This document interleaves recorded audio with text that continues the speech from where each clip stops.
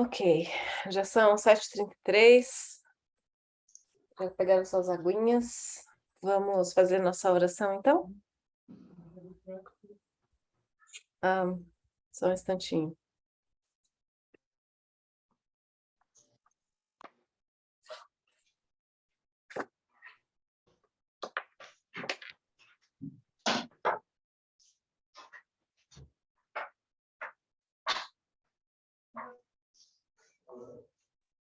Ai, perdão.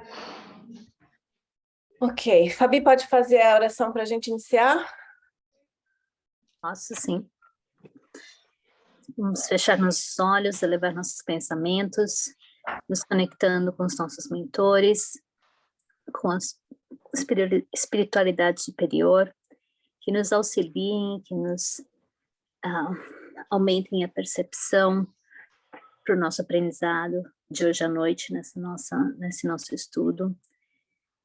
E agradecemos aos espíritos protetores que estão aqui conosco, nos auxiliando nessa caminhada. E a todos os nossos irmãos e irmãs que estariam aqui presentes hoje no nosso grupo, que não puderam vir, mas que eles possam ser abençoados com essas palavras e com este aprendizado que teremos hoje à noite. Pai nosso que estais no céu, santificado seja o teu nome, venha a nós o teu reino, seja feita sempre somente a tua vontade, assim na terra como ela é feita em todo o universo. Pão nosso de cada dia, dai-nos hoje e sempre. Perdoa, Pai, as nossas dívidas, que são tantas, à medida em que nós perdoamos os nossos devedores. Não nos deixeis cair em tentação, mas livra-nos de todo mal, pois só teu é o poder, o reino e a glória de hoje e para todo sempre. Que assim seja. Assim seja. Que assim seja. Deixa eu compartilhar com vocês. Aí, tá todo mundo vendo? Vamos. Sim. O livro dos médiuns, vamos iniciar hoje o capítulo 8 do Laboratório do Mundo Invisível. Os itens são os vestuários dos espíritos, formação espontânea de objetos tangíveis, modificação das propriedades da matéria e ação magnética curadora. Alguém quer ler? Posso ler, se vocês quiserem. Tá bom. 126. Temos dito que os espíritos se apresentam vestidos de túnicas, envoltos em largos panos, ou mesmo com os trajes que usavam em vida. O envolvimento em panos parece costume geral no mundo dos espíritos. Mas onde irão eles buscar vestuários semelhantes em tudo aos que traziam quando vivos, com todos os acessórios que os complementavam? É fora de qualquer dúvida que não levaram consigo esses objetos, pois que os objetos reais temos-los ainda sob as vistas. De onde, então, provém os que usam no outro mundo? Essa questão deu sempre muito o que pensar. Para muitas pessoas, porém, era simples motivo de curiosidade. A ocorrência, todavia, confirmava uma questão de princípio, de grande importância, porquanto sua solução nos fez entrever uma lei geral, que também encontra aplicação no nosso mundo corpóreo. Múltiplos fatos a vieram complicar e demonstrar a insuficiência das teorias com que tentaram explicá-la. Até certo ponto, poder-se-ia compreender a existência do traje, por ser possível considerá-lo como, de alguma sorte, fazendo parte do indivíduo. O mesmo, porém, não se dá com os objetos acessórios, qual, por exemplo, a caixa de rapé do visitante da senhora doente, de quem falamos no número 116. Notemos, a este propósito, que ali não se tratava de um morto, mas de um vivo, e que tal senhor, quando voltou em pessoa, trazia na mão uma caixa de rapé semelhante em tudo à da aparição. Onde encontrará seu espírito a que tinha consigo quando sentado junto ao leito da doente? Poderíamos citar grande número de casos em que espíritos de mortos ou de vivos apareceram com diversos objetos, tais como bengalas, armas, cachimbos, lanternas, livros, etc. Só um instantinho, Fabi. Uhum. Eu acho que a gente pode até... Algumas de vocês não estavam aqui na vez passada. A gente estava falando de transfiguração e biocorporiedade. E essa transfiguração é quando uma pessoa ela se transfigura em outra. E a biocorporiedade é quando ela tá em um lugar com o corpo físico e em outro com o perispírito. E aqui nesse exemplo, é uma senhora que viu um senhor, um vizinho, exatamente do jeito que ele é, e aí está falando da caixinha de rapé, no quarto dela, visitando ela porque ela estava doente. E aí no dia seguinte que ela foi agradecer, ele falou, mas eu não estive lá. Enfim, ele estava ele estava dormindo, né? E eu creio, Albérico, me corrija se eu estiver errada, que ela que materializou os detalhes dessa pessoa e não o próprio espírito. Sim, Né? sim. Tem até uma passagem interessante do livro de André Luiz, eu não lembro qual deles, eu sou péssimo para nomes próprios. André Luiz, ele vai a uma escola, né, com o mentor espiritual dele, e quando vai passando, né, perto do vigia da escola, que era à noite, de madrugada, e o vigia era médium, né, ele via espíritos.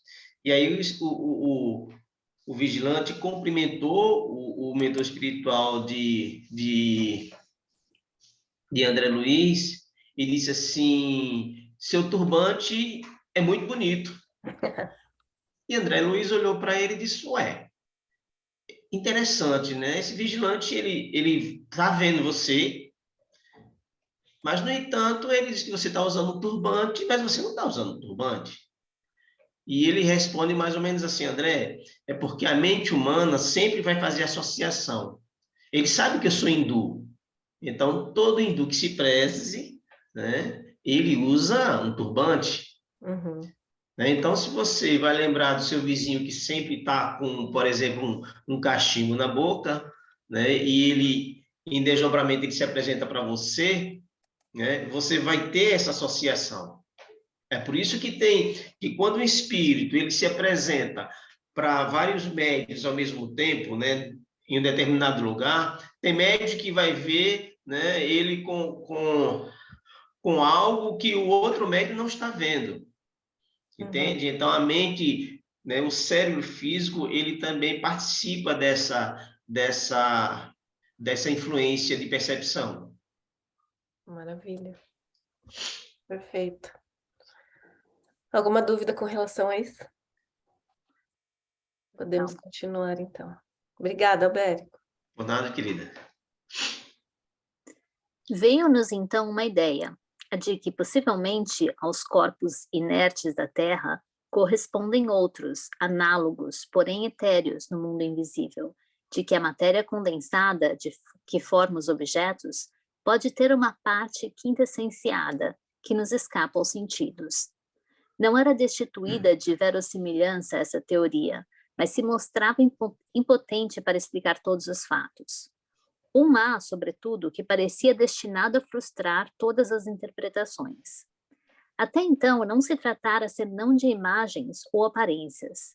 Vimos perfeitamente bem que o perispírito pode adquirir as propriedades da matéria e tornar-se tangível, mas essa tangibilidade é apenas momentânea e o corpo sólido se desvanece qual sombra.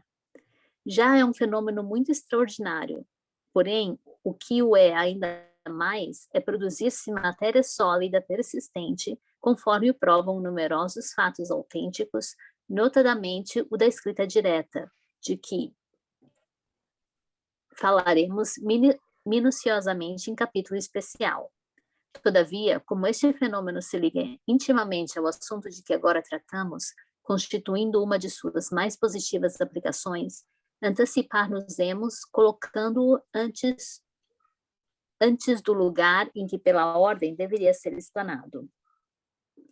A escrita direta, ou pneumatografia, é a que se produz espontaneamente, sem o concurso nem da mão do médium nem do lápis. Basta tomar-se de uma folha de papel branco o que se pode fazer com todas as precauções necessárias para se ter a certeza da ausência de qualquer fraude, dobrá-la e depositá-la em qualquer parte, numa gaveta ou simplesmente sobre um móvel. Feito isso, se a pessoa estiver nas devidas condições, ao cabo de mais ou menos longo tempo, encontrar-se-ão traçados no papel letras, sinais diversos, palavras, frases e até dissertações, as mais das vezes com uma substância acinzentada análoga à plumbagina, doutras vezes com lápis vermelho, tinta comum e mesmo tinta de imprimir. Eis o fato em toda a sua simplicidade e cuja reprodução, se bem pouco comum, não é contudo muito rara, porquanto pessoas há que a obtêm com grande facilidade. Se ao papel se juntasse um lápis, poder-se-ia supor que o espírito se servira deste para escrever. Mas desde que o papel é deixado inteiramente só, evidente se torna que a escrita se formou por meio de uma matéria depositada sobre ele. De onde tirou o espírito essa matéria? Tal o problema, a cuja solução fomos levados pela caixa de rapé, a que há pouco nos referíamos. Alguém quer fazer algum comentário? Alguém tem dúvida? Eu achei interessante essa palavra, pneumotografia. Qual que é a Pneuma. diferença da psicografia? É.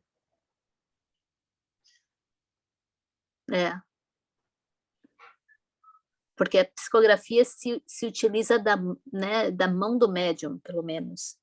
Sim. E esse é mais um caso de, sei lá, um fenômeno, né? Porque aparece, né, uma tinta, um carvão aparece no papel. Né? Então seria uma materialização, não sei. É um fenômeno. Não deixa de ser, né? Né? Porque alguma coisa além do papel está ali, né? E a tinta ou o giz, né? Ou o lápis. Carvão. Muito bom. Eu só não sei se eu vou conseguir gravar essa palavra. Pneumatografia. Pneumatografia. Não, pneuma. Pneumatografia. Isso.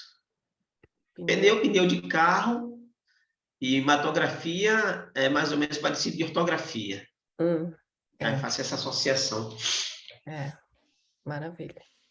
Então, bora lá. Vamos lá, vamos ver a explicação. Foi o Espírito São Luís quem nos deu essa solução, mediante as respostas seguintes. Primeiro citamos em caso de aparição do espírito de uma pessoa viva. Esse espírito tinha uma caixa de rapé, do qual tomava pitadas. Experimentava ele a sensação que experimenta um indivíduo que faz o mesmo?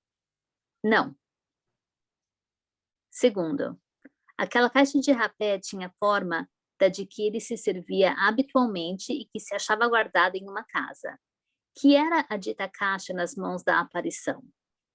Uma aparência. Era para que a circunstância fosse notada como realmente foi, e não tomassem a aparição por uma alucinação devido ao estado de saúde da vidente. O espírito queria que a senhora em questão acreditasse na realidade da sua presença, e para isso tomou todas as aparências da realidade. Terceiro, dizes que era uma aparência, mas uma aparência nada tem de real, é como uma ilusão de ótica. Desejáramos saber se aquela caixa de rapé era apenas uma imagem sem realidade ou se nela havia alguma coisa de material. Certamente, é com o auxílio deste princípio material que o perispírito toma a aparência de vestuários semelhantes aos que o espírito usava quando vivo. Nota: é evidente que a palavra aparência deve ser aqui tomada no sentido de aspecto, imitação. A caixa de rapé real não estava lá.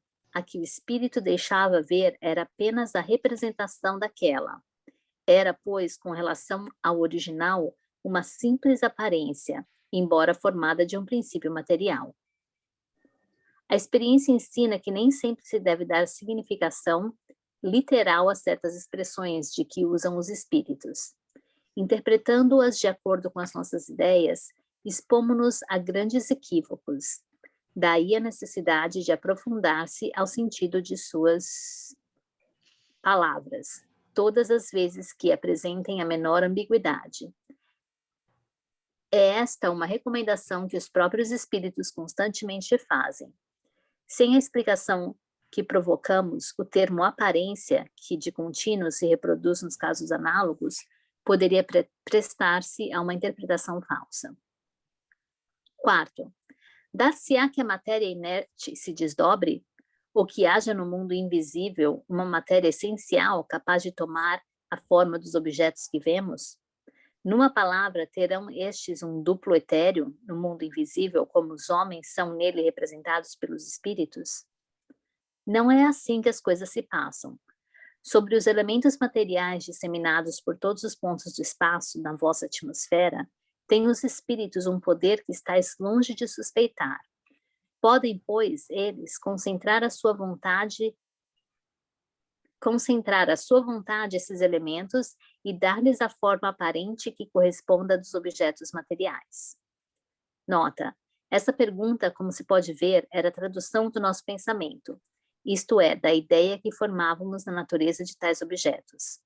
Se as respostas, conforme alguns o pretendem, fossem o reflexo do pensamento, houvéramos obtido a confirmação da nossa teoria e não uma teoria contrária.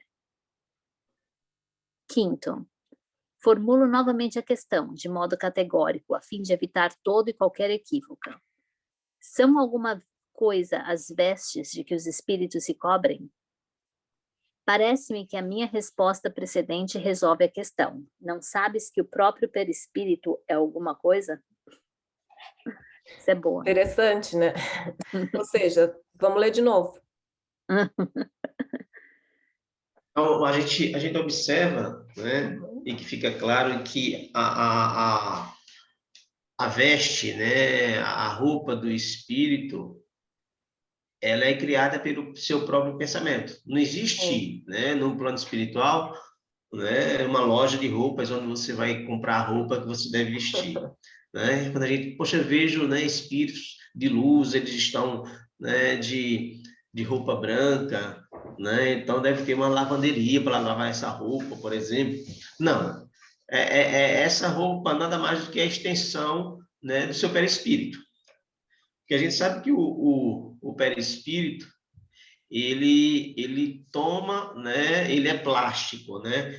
Ele pode tomar qualquer forma. É isso? Então, um espírito, quando a gente que está encarnado, quando a gente entra em desdobramento, a gente pode, por exemplo, tomar a forma perispiritual de uma das existências que a gente teve no passado. Né? Vai depender simplesmente, né, de algum gatilho que teve no plano físico para te levar àquilo. Exemplo, né? A gente falou sobre o cérebro fazer associação. Né? De repente, né, eu, numa existência passada, eu era, sei lá, um vaqueiro, tá? E no plano físico, eu vou a um sítio, uma fazenda, e aquilo ali, né, foi um gatilho para que eu pudesse, de certa forma, né, me ligar àquela existência que eu fui no passado. Então, quando eu for dormir e entrar em desdobramento, eu já posso sair do corpo já com a roupa de vaqueiro. E vivenciar aquela época, porque no plano espiritual, né, o tempo lá, não existe tempo, né? Ele é atemporal. Então, você pode vivenciar qualquer época, né, da sua vida em desdobramento. Sim. Entende? Então, o nosso perispírito, ele tem essa praticidade, essa facilidade de tomar qualquer forma. Maravilha. Então, vamos lá. Interessante. Grata, Beto. Por nada, minha querida. Estamos na sexta ou na sétima? Sexta. Resulta desta explicação que os espíritos fazem passar a matéria etérea pelas transformações que queiram e que, portanto, com relação à caixa de rapé, o espírito não a encontrou completamente feita. Fê-la ele próprio no momento em que teve necessidade dela, por ato de sua vontade. E do mesmo modo que a fez, pôde desfazê-la. Outro tanto naturalmente se dá com todos os demais objetos, como vestuários, joias, etc. Será assim? mas evidentemente. 7º, a caixa de rapé se tornou tão visível que a senhora de que se trata, que lhe produziu a ilusão de uma tabaqueira material. Teria o espírito podido torná-la tangível para a mesma senhora? Teria. Tê-la-ia a senhora podido tomar nas mãos, crente de estar segurando uma caixa de rapé verdadeira? Sim. Se a abrisse, teria achado nela rapé? E se aspirasse esse rapé, ele a faria espirrar? Sem dúvida. Pode então o espírito dar a um objeto não só a forma, mas também propriedades especiais? Se o quiser, baseado neste princípio, foi que respondi afirmativamente às perguntas anteriores. Tereis provas da poderosa ação que os espíritos exercem sobre a matéria, ação que estáis longe de suspeitar, como eu disse há pouco. Então, a gente vê que esse assunto aí a gente viu muito sobre matéria, né? Por isso que é tão interessante a gente ler um pouco sobre fluido. Porque, segundo Jacó de Mello, né, que, na minha opinião, é um dos maiores estudiosos sobre... É o maior estudioso, na minha opinião, sobre fluido, sobre paz, ele traz esse entendimento de que o fluido, ele é matéria. Né? Agora, claro, obedecendo àquela situação, né? Do momento em que o fluido ele está na sua parte mais quintessenciada, mais pura, mais sutil, até a parte materializada. Então, se o perispírito é matéria, e acho que a gente já viu isso aqui, né? Que as duas coisas assim que não é matéria no universo é Deus e o Espírito. Sim. Não confundir com o perispírito, né? Então, Deus, o Ser Supremo, ele não é matéria. E o Espírito, que é uma luz criada pelo Pai, também não é matéria. Mas o restante tudo é matéria. Perispírito é matéria, pensamento é matéria. Então, se o perispírito é matéria, né, a bel prazer do Espírito, né, essa matéria ela pode tomar formas e pode tomar forma quintessenciada, como também pode tomar forma de uma matéria. E tomando a forma de uma matéria, vai ter, né, as mesmas funções, vamos dizer assim, da matéria, como é o caso dessa tabaqueira aí. É porque a mulher coloca tanta crença de que aquilo é real que se torna real. Sim, a gente é induzido, né? Se, por exemplo, eu falar aqui para vocês sobre o limão, né, que o limão ele é azedo, então a partir do momento que o cérebro ele começa a lembrar que o limão ele é azedo, ele pode provocar essa sensação. A gente pode ficar sentindo, né, o azedo na nossa boca, mesmo sem estar com limão. Entende? Então, é que assim que funciona. Eu li em algum lugar que o cérebro é assim. Não adianta você tentar desconstruir algo antes de construir. Por exemplo, se eu digo assim, ó, pessoal, a gente não vai pensar no elefante azul, mas a gente já está pensando nesse elefante azul quando a gente fala. Entendeu? Então, o cérebro ele vai tentar buscar no arcabouço do nosso arquivo mental algo que associe a um elefante azul, pelo menos a cor, né? Então, já surge na nossa mente o azul, sabe? Então, funciona assim.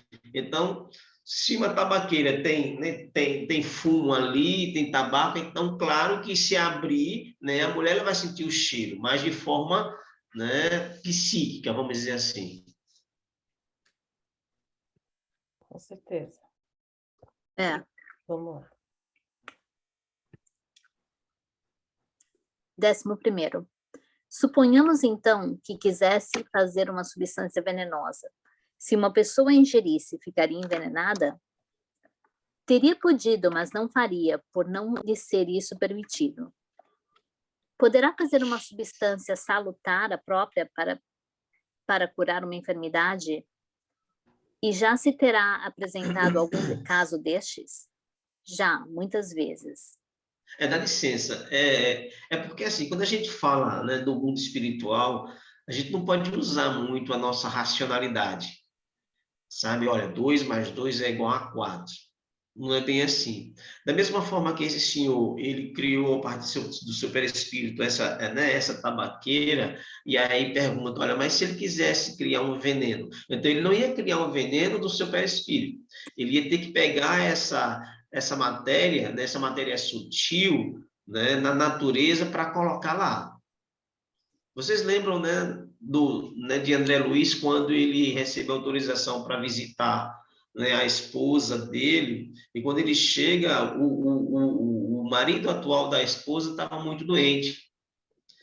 Tá? Então, André Luiz ele vai na mata e pede ajuda a um espírito, né, protetor da mata. E esse espírito ele traz, né, uma energia, né, que tirou da natureza para colocar na água para que ele ficasse bom. Entende? Então, quando diz assim, não é permitido, por quê? Porque se um espírito desse ele for na natureza e tentar pedir, aos seres protetores da natureza veneno para isso, eles não vão dar. Sabe? Então, existe essa flexibilidade, né, de perispírito mostrar algo, mas, né, buscar na natureza para poder complementar o seu objetivo. Deu para entender? Pessoal, se não estiver entendendo, me questione, por favor. Sim, não, tá bem claro. Não, tá claro. Bem interessante. Alguma outra colocação? Vamos Só mais que o um J. pouquinho. José chegou, Jorge José chegou. Ó, Fala, Jorge. Boa noite, Jorge. Jorge. Boa noite. Quem é esse tal de J. José, hein?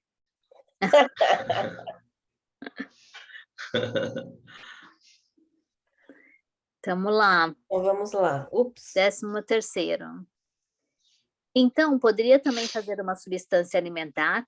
Suponhamos que tenha feito uma fruta, uma iguaria qualquer. Se alguém pudesse comer a fruta ou a iguaria, ficaria saciado? Ficaria sim, mas não procures tanto para achar o que é tão fácil de compreender. Um raio de sol basta para tornar perceptíveis aos vossos órgãos grosseiros essas partículas materiais que enchem o espaço onde viveis. Não sabes que o ar contém vapores d'água? Condensa-os e os farás voltar ao estado normal. Priva-as de calor e eis que essas moléculas impalpáveis e invisíveis se tornarão um corpo sólido e bem sólido. E assim, muitas outras substâncias de que os químicos tirarão maravilhas ainda mais espantosas. Simplesmente, o espírito dispõe de instrumentos mais perfeitos do que os vossos, a vontade e a permissão de Deus. Nota: a questão da saciedade é aqui muito importante. Como pode produzir a sociedade uma substância cuja existência e propriedades são meramente temporárias e, de certo modo, convencionais? O que se dá é que essa substância, pelo seu contato com o estômago, produz a sensação da saciedade, mas não a saciedade que resulta da plenitude.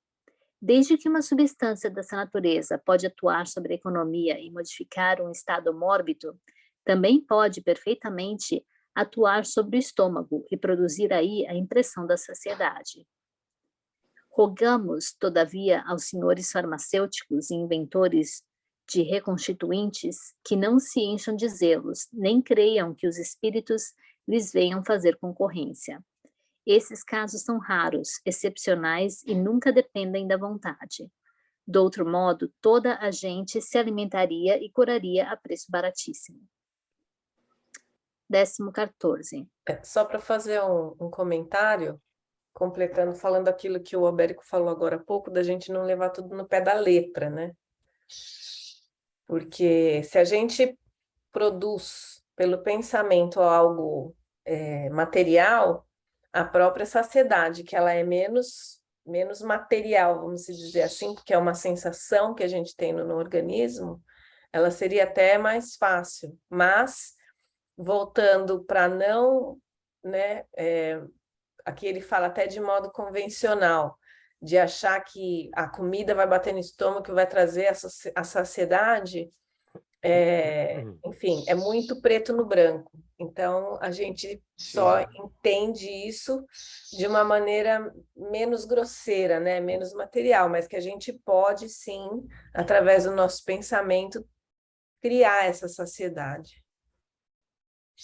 Perfeito. Por isso que em nosso lar houve uma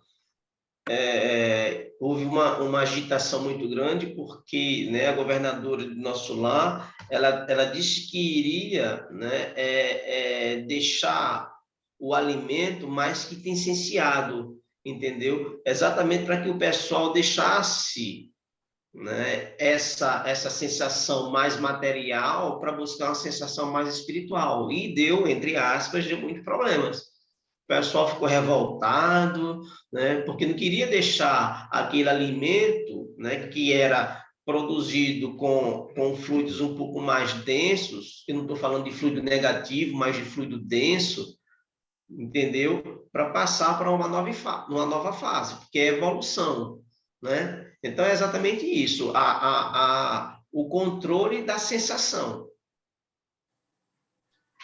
É perfeito, isso mesmo, Karina. Maravilha.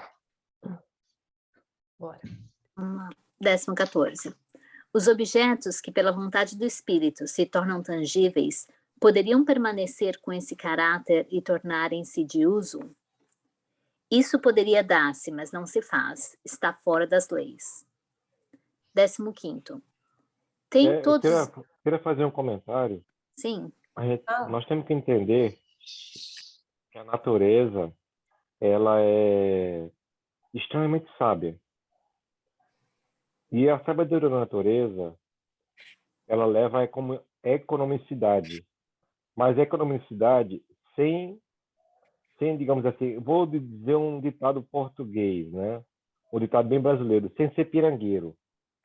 Então, observe o seguinte, se um espírito materializa qualquer objeto, temos que entender que para deixar aquele objeto, digamos assim, tátil, precisa de energia, né?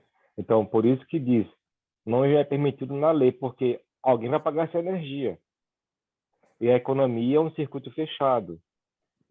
Então, tudo na natureza é na medida certa, no tempo certo, na hora certa. À medida que o homem vai avançando sua sensibilidade, vai respeitando mais a natureza, vai entendendo melhor a natureza e vai imitando a natureza. Isso aí. 15. Tem todos os espíritos, no mesmo grau, o poder de produzir objetos tangíveis? É fora de dúvida que quanto mais elevado é o espírito, tanto mais facilmente o consegue. Porém, ainda aqui, tudo depende das circunstâncias. Desse poder também podem dispor os espíritos inferiores. 16. O espírito tem sempre o conhecimento exato do modo por que se compõem suas vestes ou os objetos cuja aparência ele faz visível? Não. Muitas vezes concorre para a formação de todas essas coisas, praticando um ato instintivo, como ele próprio não compreende, se já não estiver bastante esclarecido para isso. 17. Uma vez que o espírito pode extrair do elemento universal os materiais que lhe são necessários à produção de todas essas coisas e dar-lhes uma realidade temporária, com as propriedades que lhe são peculiares, também poderá tirar dali o que for preciso para escrever, possibilidade que nos daria a explicação do fenômeno da escrita direta? Até que, afinal, chegaste ao ponto. Nota: era, com efeito, aí que queríamos chegar com todas as nossas questões preliminares. A resposta prova que o espírito lera o nosso pensamento. Eu lembro de uma cena daquele filme antigo, Ghost, quando o personagem principal, estava aprendendo a mover as coisas mover as coisas materiais como espírito. Então, ele tinha que usar toda a força de pensamento e intenção dele para mover a moedinha, ou para, enfim.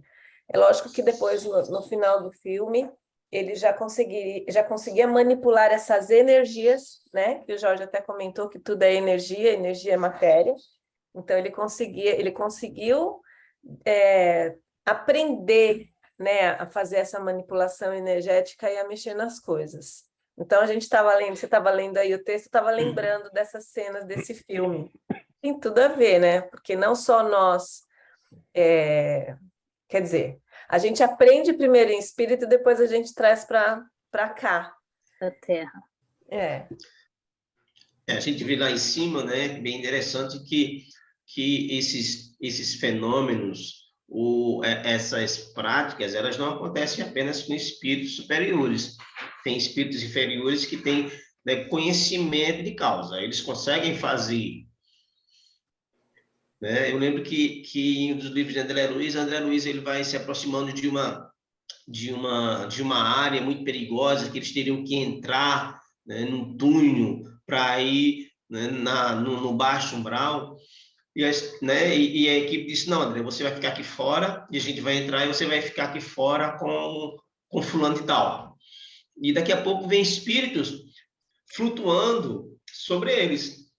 E André Luiz, nossa, como é que podem esses espíritos, chamando tantos palavrões, flutuar? Ao mentor disse, André, isso não é uma capacidade de evolução espiritual à altura que eles estão. É apenas conhecimento de causa. Os espíritos superiores, eles conseguem ir à atmosfera, ou seja, em lugares bem longínquos, né, nessa levitação. Mas os espíritos inferiores, eles têm, né, uma certa capacidade de promover isso. Tem médico que vê espíritos flutuando, né, a 30 centímetros do chão e acha que são espíritos de luz, espíritos superiores, porque eles estão levitando. Não necessariamente. Outra coisa também bem interessante lá em cima é quando fala que diz assim, mais ou menos assim, que quando você, né, entra em desdobramento, o espírito ele está com uma determinada vestimenta, necessariamente não é de consciência dele aquilo. Em alguns momentos, a primeira vez que aconteceu isso comigo, eu fiquei surpreso, porque em desdobramento eu me vi com uma bata bege. E aí eu comentei com um espírito amigo, eu disse, poxa, por que eu estou com uma bata bege? Todo espírito, né, trabalhador não é com a bata branca? E aí ele veio explicar que não tinha nada a ver. Cada grupo de espíritos, encarnados e desencarnados, eles podem ter uma cor específica. Aí vem a pergunta, Karina, e por que quando a gente vê espírito, a gente sempre vê de branco? Aquela coisa da associação do cérebro, porque o branco representa pureza, representa, né, angelitude e por aí vai. Uhum. Mas eu mesmo, em desdobramento, eu uso uma bata bege. Essa bata sou eu que produzo? Não, de forma consciente não. Mas os amigos espirituais que fazem com que seja uma bata bege. Voltando para a cena do filme lá, que aquele espírito do metrô estava ensinando ele a manipular, a encostar na matéria, a intenção que eu falei aqui, o espírito usava a raiva, né? Ele trazia toda a raiva que ele tinha, né, independente de qual experiências, e transformava aquilo na manipulação energética para que ele pudesse mover as coisas materiais lá de fora. E no final do filme, ele usa o amor, né, para que ele pudesse provar para a moça, né, levando a moedinha de que ele estava ali, né? Então, talvez seja exatamente a diferença do combustível do espírito, né, de luz, um espírito mais elevado, um espírito bom, né, para o combustível do espírito atrasado, amor e ódio. Sim. Vamos lá, Fá. Vamos lá. 18º. Pois que a matéria que se serve o espírito carece de persistência, como é que não desaparecem os traços da escrita direta? Não faça jogo de palavra. Primeiramente, não empreguei o termo nunca. Tratava-se de um objeto material volumoso, ao passo que aqui se trata de sinais que, por ser útil conservá-los, são conservados. O que quis dizer foi que os objetos assim compostos pelos espíritos não poderiam tornar-se objetos de uso comum, por não haver neles realmente agregação de matéria, como nos vossos corpos sólidos. Ah, tá falando da Isso, tinta, né, no papel. 129. Ele até repete em várias questões aí, porque ele foi questionado várias vezes sobre isso, né? Tanto pela caixinha do rapé e pela tinta aí agora, ou pela vestimenta. Por que que a parte material, quando ela é materializada pelo espírito, não permanece? Né? Porque, enfim, o nosso pensamento, a gente julga bastante enquanto está encarnado, né? A gente coloca muito conflito e dúvidas. Então, a partir do momento que a gente desvia o mínimo, né? O pouco de dúvida que a gente coloca naquilo, ele desaparece mesmo. Ele não tem, como o Alberico falou, o combustível, né? A emoção para que aquele pensamento possa manter aquele objeto materializado. Interessante mesmo. Sim. Queria fazer um comentário. É decepcionante observar a academia ser tão obtusa em estudar, se debruçar sobre a realidade das materializações. Existem várias evidências, inúmeras evidências, aliás, no mundo inteiro, até o ponto de... é só colocar no YouTube, materializações de espíritos. Claro que tem também nesse mundo da internet, tem muita fraude, mas também tem muitos fatos que as câmeras de segurança conseguem pegar, né? Por exemplo, estava no shopping de São Paulo, o shopping já fechado, estava chovendo e o segurança, né, estava no monitoramento, ele observou uma nuvem, tipo uma nuvem, de uma pessoa andando na chuva. Olha, a pessoa na realidade não estava andando, ela estava meio que correndo, né? Estava chovendo e ele é um espírito tão pesado que dava para ver a silhueta dele, entendeu? Então, à medida que a nossa tecnologia vai, digamos assim, sensibilizando-se mais, né, na questão da frequência, quanto maior a frequência, maior o poder de processamento, maior será o campo de visão, né?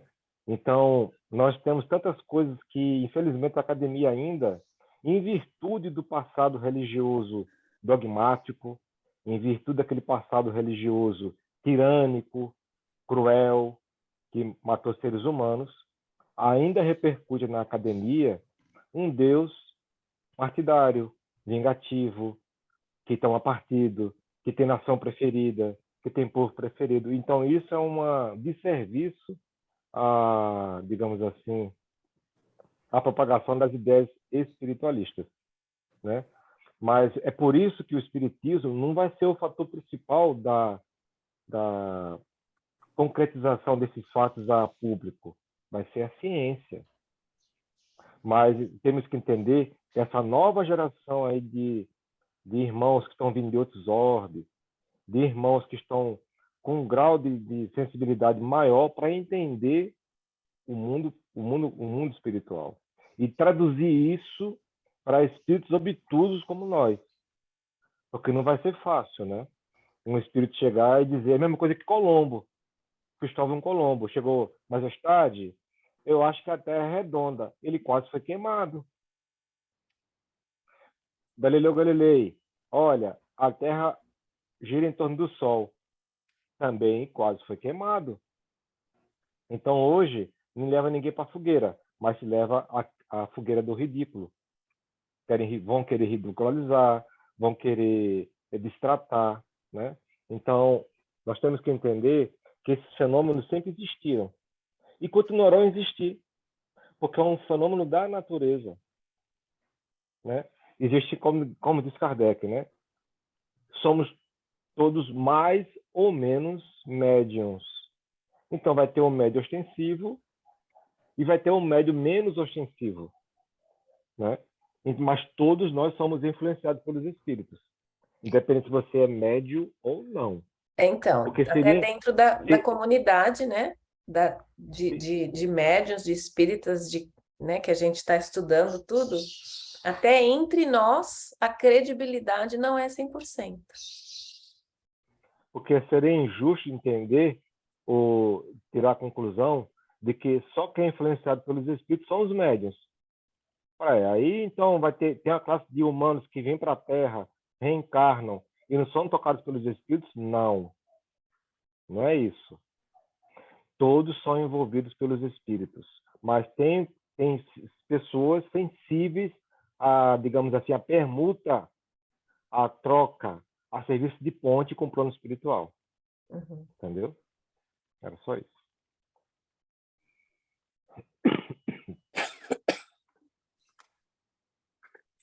Bora. Vamos lá. 129. A teoria acima se pode resumir dessa maneira. O espírito atua sobre a matéria. Da matéria cósmica universal, tira os elementos de que necessite para formar, a seu bel prazer, objetos que tenham a aparência dos diversos corpos existentes na Terra. Pode, igualmente, pela ação da sua vontade, operar na matéria elementar uma transformação íntima que lhe confira determinadas propriedades. Esta faculdade é inerente à natureza do espírito, que muitas vezes a exerce de modo instintivo quando necessário, sem disso se aperceber. Os objetos que o espírito forma têm existência temporária, subordinada à sua vontade, ou a uma necessidade que ele experimenta. Pode fazê-los e desfazê-los livremente. Em certos casos, esses objetos, aos olhos de pessoas vivas, podem apresentar todas as aparências da realidade. Isso é, tornam-se novamente visíveis e até mesmo tangíveis. A formação, porém, não criação. Atento que do nada o espírito nada pode tirar. 130. A existência de uma matéria elementar única está hoje quase geralmente admitida pela ciência, e os espíritos, como se acaba de ver, a confirmam. Todos os corpos da natureza nascem da matéria, que pelas transformações por que passa, também produz as diversas propriedades desses mesmos corpos. Daí vem que uma substância salutar pode, por efeito de simples modificação, tornar-se venenosa, fato de que a química nos oferece numerosos exemplos. Toda a gente sabe que, combinadas em certas proporções, duas substâncias inocentes podem dar origem a uma que seja deletéria. Uma parte de oxigênio e duas de hidrogênio, ambos inofensivos, formam a água. Juntai um átomo de oxigênio e tereis um líquido corrosivo. Sem mudança nenhuma das propriedades, às vezes, a simples alteração no modo de agregação molecular basta para mudar as propriedades. Assim é que um corpo opaco pode tornar-se transparente e vice-versa, pois que ao espírito é possível tão grande ação sobre a matéria elementar, concebe-se que lhe seja dado não só a formar substâncias, mas também modificar-lhes as propriedades, fazendo para isso a sua vontade o efeito de reativo. Para colocar, né, tudo que o Jorge falou está escrito nessa questão de cima, sobre os espíritos utilizarem os elementos da natureza para formarem qualquer coisa que seja em matéria. E aqui ele fala da ciência, né? Fala da mistura de elementos que podem se tornar veneno, né? Ou algo que venha a maltratar a matéria, ou o que seja. E isso não é só aqui no mundo material, né? Toda essa manipulação energética pode também, né? Toda essa química, vamos dizer aqui, acontecer no mundo espiritual através dessa parte mais material que a gente tem, que é o perispírito. E que os espíritos, até mesmo menos... os irmãos, né, que vivem mais na parte densa do lado da força, eles têm todo esse conhecimento também, né? Então, eu creio que se a gente mantiver nosso coração no lugar certo, né, orações e estudar e manter a nossa energia do lado bom da coisa, a gente pode até aprender a se defender, né, dessa manipulação energética do lado negativo.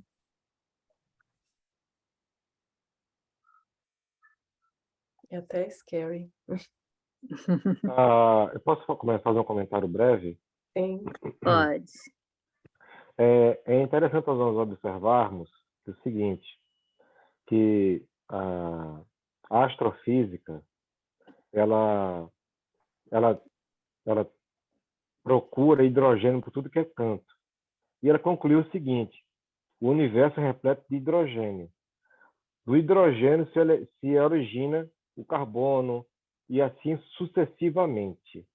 Mas nós sabemos que o hidrogênio, que é um átomo, que apenas tem um elétron em seu campo orbital, né, não é o elemento primário da matéria. Aí a ciência foi mais a fundo e descobriu que o mundo quântico, as partículas subatômicas, e ainda não é o elemento básico da matéria. É porque esse estudo é o estudo do infinitamente pequeno. A astrofísica estuda o infinitamente grande. A física quântica estuda o infinitamente pequeno, né? E foi um grande avanço a eles admitirem a partícula de Deus, que é a partícula, o bóson, né? Bóson de Higgs. Mas ainda não é o elemento primário da matéria. Nós temos que entender que nós estamos longe ainda de conseguir visualizar ou catalogar, esse aqui é o elemento, esse aqui, claro que eles não vão dizer fluido cósmico universal. Eles vão dizer, essa aqui é a partícula X, que é o menor campo energético da matéria. Um dia, quando a nossa ciência estiver muito mais evoluída e também formos mais sensíveis, poderemos chegar ao elemento básico da matéria. Mas não está longe. Veja quantos estudos nós temos que analisar, que estudar, não é? E é interessante, né? A doutrina espírita, que é dos espíritos, veio até nós em 1857. E nenhum dos seus apostolados a ciência corrigiu. É interessante observarmos isso. Estamos hoje no século XXI, em que os laboratórios, os aceleradores de partículas, os astrofísicos, as questões mais elementares da matéria, não desmentiram uma vírgula que está nas obras básicas. Então, entendamos e temos o máximo respeito com relação à doutrina dos espíritos, né? Precisamos estudar muito para ficarmos atualizados. A doutrina espírita não tem espaço para o achismo. Ou para assim, não, eu acho que é assim, eu acho que é assado, não. O que diz Kardec? Né? Então, Kardec sempre que será o nosso guia, porque foi o escolhido por Jesus fazer tal trabalho. Né? Claro que a obra não é só de Kardec, ela é muito mais dos espíritos. Kardec apenas catalogou, organizou. Obrigada, Jorge. Vamos lá, Fá. Dá tempo para mais? 131. Essa teoria nos fornece a solução de um fato bem conhecido em magnetismo, mas inexplicado até hoje. O da mudança das propriedades da água por obra da vontade. O espírito atuante é o do magnetizador, quase sempre assistido por outro espírito. Ele opera uma transmutação por meio do fluido magnético, que, como atrás dissemos, é a substância que mais se aproxima da matéria cósmica, ou elemento universal. Ora, desde que ele pode operar uma modificação nas propriedades da água, pode também produzir um fenômeno análogo com os fluidos do organismo, donde o efeito curativo da ação magnética convenientemente dirigida. Sabe-se que papel capital desempenha a vontade em todos os fenômenos do magnetismo. Porém, como se há de explicar a ação material de tão sutil agente? A vontade não é um ser, uma substância qualquer. Não é sequer uma propriedade da matéria mais etérea que exista. A vontade é atributo essencial do espírito, isto é, do ser pensante. Com o auxílio dessa alavanca, ele atua sobre a matéria elementar e, por uma ação consecutiva, reage sobre seus compostos, cujas propriedades íntimas vêm assim a ficar transformadas. Tanto quanto do espírito errante, a vontade é igualmente atributo do espírito encarnado. Daí o poder do magnetizador, poder que se sabe estar na razão direta da força da vontade. Podendo o espírito encarnado atuar sobre a matéria elementar, pode do mesmo modo mudar-lhe as propriedades, dentro de certos limites. Assim se explica a faculdade de cura pelo contato e pela imposição das mãos, faculdade que algumas pessoas possuem em grau mais ou menos elevado.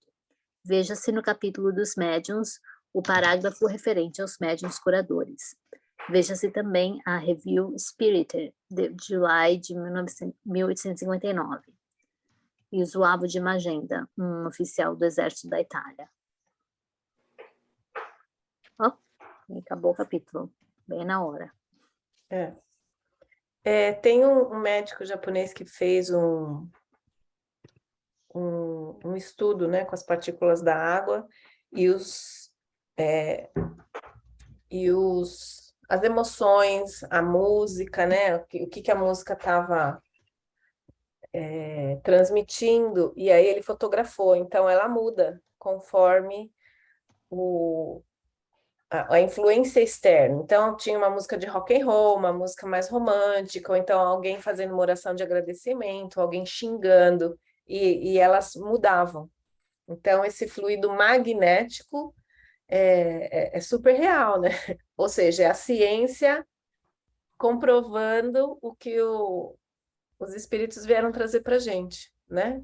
Então tá super claro aí. E é isso, minha gente. Muito bom, muito bom. Quem falou aí? Eu, Adriana. Albérico, você Oi. mencionou sobre o Jacó mais cedo, você conhece ele? Sim, inclusive eu já assisti palestras pessoalmente com ele, né, diretamente, aqui em Recife. Então, muito interessante esse final aí que a Fabi leu, falando da cura, né, pela magnetização. E o meu irmão, ele mora aqui nos Estados Unidos, ele mora em Massachusetts. E ele foi lá em Natal fazer um tratamento com o Jacó, e o Jacó curou o meu irmão, depois do meu irmão ficar 2 meses no hospital, quase morto. Sim, o Jacomelo, como ele mesmo diz, ele não é médio, ele não tem mediunidade de cura, mas ele sabe trabalhar com fluidos, né? Sim. Inclusive, ele desenvolveu umas técnicas, né, de passe para pessoas deprimidas. Uhum. É bem interessante. Então, realmente é uma pessoa assim, bem conceituada, respeitada no movimento espírita, e é interessante a gente ler, né, os livros que ele tem, pelo menos, né, os 2 primeiros livros, né, que é Passe e Cure-se pelo Passe. Muito bom, de Jacó Mello. Sim, legal. Maravilha. Grata. Albérico, posso aproveitar e pedir para você fazer a oração de encerrarmos? Ô, minha querida, eu estou rouco, eu estou com a garganta muito sensível. Você poderia, por favor, pedir para outra pessoa, mas eu fico devendo. Lógico. Obrigado. Jorge, step forward. What? Dê um passo à frente. Ok. Vamos fechar nossos olhos, pois facilita a nossa concentração.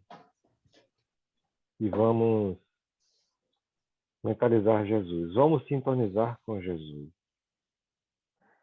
que é o nosso médico, é o nosso pastor, é o caminho, é a verdade e a vida.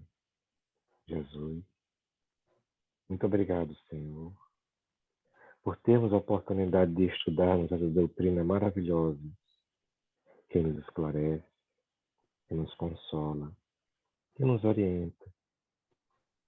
Senhor da vida, abençoa todos os lares aqui representados, abençoa também os hospitais, os orfanatos, os presídios, todos os países em guerra, Envolve todos os lares da terra, Senhor. Que as vossas falanges de amor e luz possam envolver a todos nós, orientando-nos, consolando-nos, intuindo-nos para o bem, para a luz, para o amor. Deus seja louvado. Assim seja. Boa noite, gente. Então, Boa noite a todos. gente. Boa semana, pessoal daqui dos Estados Unidos. Stay safe. Boa noite. Fiquem em casa. Não E vão se aventurar na rua. Por quê? Qual o problema? Ah. O furacão, né? Furacão, é. O furacão. Vocês estão organizados, assim, tem água em casa, comida, Sim, lanterna de emergência, ferramentas que podem ser utilizadas por vocês, tem tudo aí no esquema já, né? tudo na mão. Bom. E os amigos mais perto. Boa noite, Tá, gente. gente, muito obrigada. tudo Deus abençoe bom, a vai. todos e até semana que também. vem. Tchau, gente. Boa semana. Bye. Com Deus.